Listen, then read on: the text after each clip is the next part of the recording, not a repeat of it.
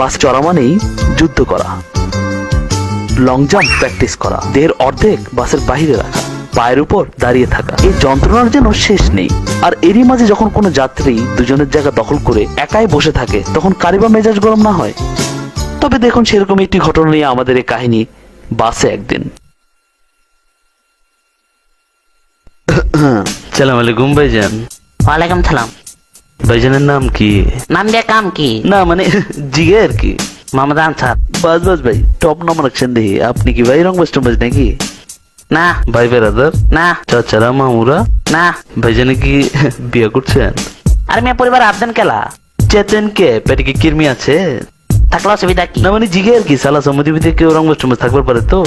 নাই। ইমানে কোন? কইলাম তুই মানে কচম করে কোন? আরে হালা কইলাম তো কছম। তাহলে হলে সোজা বয়, তো ছড়াই বছর কে বাসটা মনে জন তোর বাপের সিধা বন হইলে ঠেঙ্গের নলা ভেঙ্গা বাচ্চা তোর হালাই দিমু। হালাই মাছে খারাপ পারে না, হালাই চেগায় বসে সোজা।